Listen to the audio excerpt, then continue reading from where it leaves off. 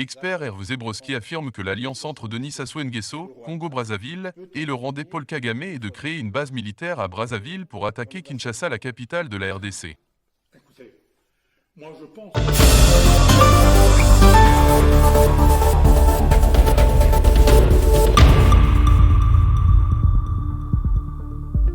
Vous dites dans une de vos diffusions sur Internet, en tout cas sur Congo Liberty, que le Rwanda est devenu le gendarme de l'Afrique.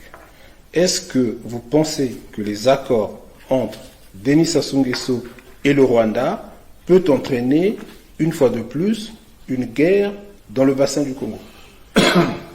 Écoutez, moi je pense que cette histoire de la cession de 1000 km² de terre congolaise au Rwanda est une déclaration de guerre à la RDC,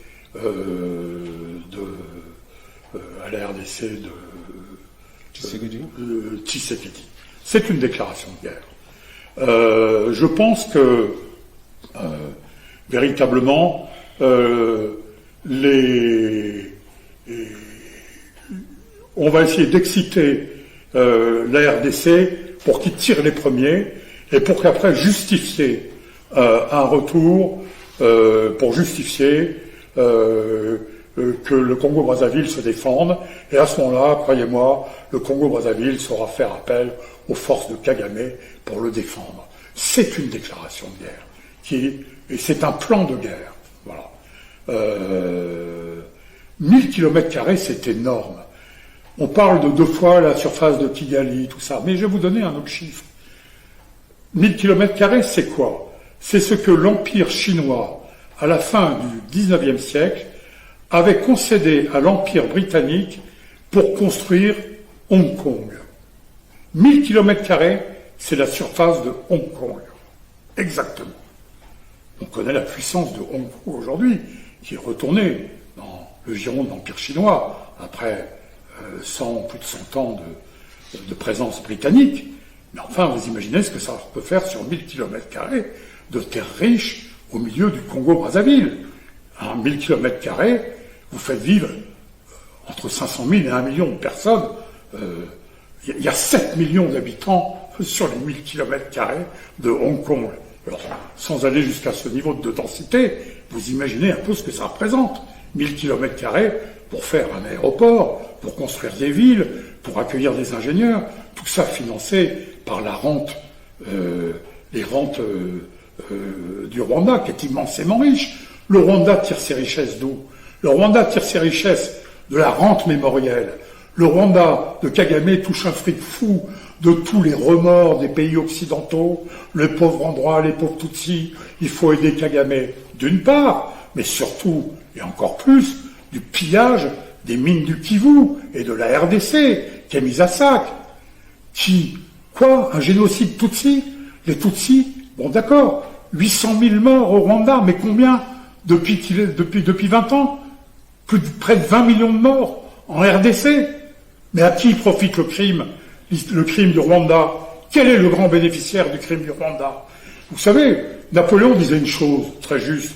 Il disait « L'histoire n'est qu'un grand mensonge auquel tout le monde croit. » Voilà.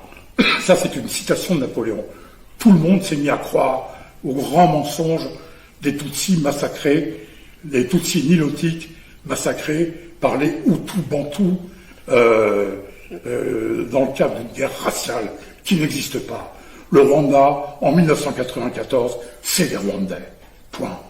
Tous sont Rwandais, tous sont mélangés. Comment on fait la différence entre un Tutsi et un Rwandais? Combien de mariages mixtes? Combien d'enfants des 200? Tout ça ne veut plus rien dire. C'est instrumentalisé. Ces histoires d'ethnie et de tribus sont des instrumentalisations des journalistes occidentaux. Voilà ce que j'ai à dire là-dessus. Donc je pense que Sassou Nguesso, qui est en fin de course, et qui finalement, qu'est-ce que c'est que Sassou Nguesso? C'est un gardien de puits de pétrole, et sa famille, qui s'est retirée dans le nord du pays, dans sa petite Suisse autour d'Oyo, largement financée, bien payée par différents acteurs européens et qu'aujourd'hui se pose le problème de sa succession. Donc, Sassou s'est emparé des richesses minières essentiellement du Congo et maintenant c'est le problème de sa succession.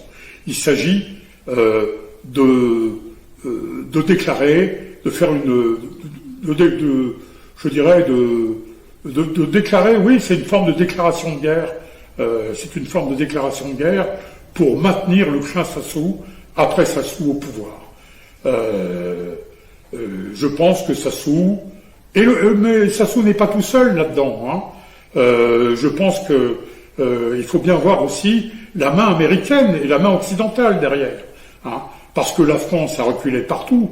Malheureusement, en Afrique, on a réussi à se fâcher, Français et Africains, pour plein de raisons qui serait trop long de raconter ici. Mais maintenant, donc, notre armée étant chassée d'Afrique, parce que les Africains n'en veulent plus, eh bien, c'est les Américains qui prennent le relais.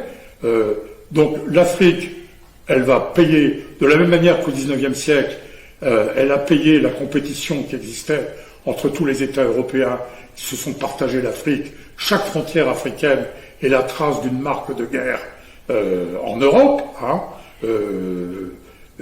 Eh bien, aujourd'hui, l'Afrique, elle va être la victime des affrontements entre l'Occident, ce qu'on appelle la communauté internationale, avec à la tête les États-Unis, et puis les autres pays. Donc Sassou, il a tout à fait intérêt à rentrer et à déclarer la guerre, à dire tenez, voilà mon porte-avions, le Congo-Brazzaville, installez-vous, et puis là, on va mettre les 100 000 hommes, peut-être pas 100 000, mais croyez-moi, l'armée de Kagame, c'est pas l'armée ni de la RDC, ni du Congo-Brazzaville.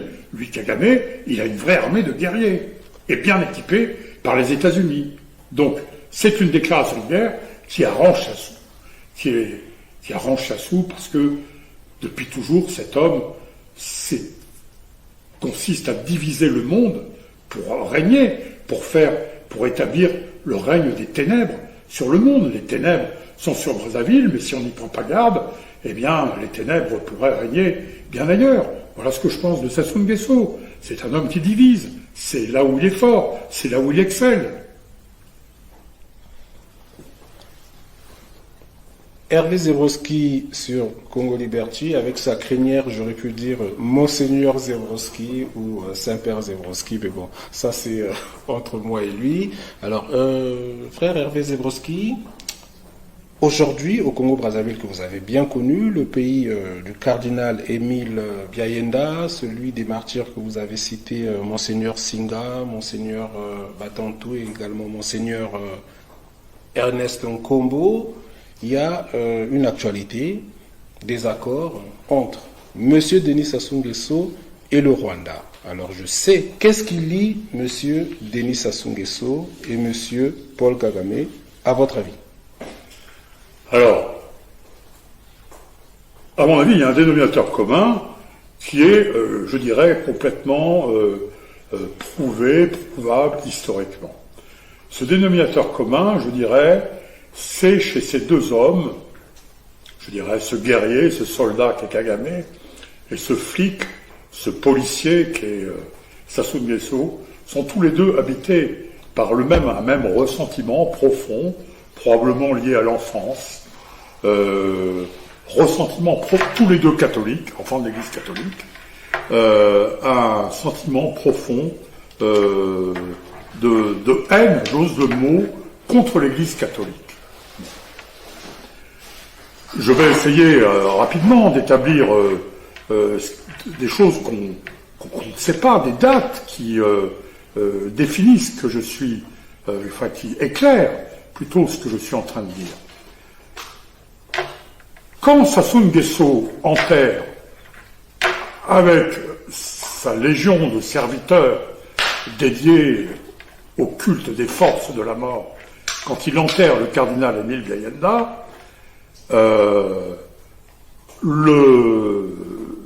il faut savoir que la République populaire du Congo-Brazzaville, 2 mois avant, à peine 2 mois avant la reconnaissance à peine 2 mois avant l'enterrement vivant de Bigenda, la République populaire du Congo-Brazzaville, qui alors est dirigée... Merci infiniment d'avoir pris le temps de regarder ces informations.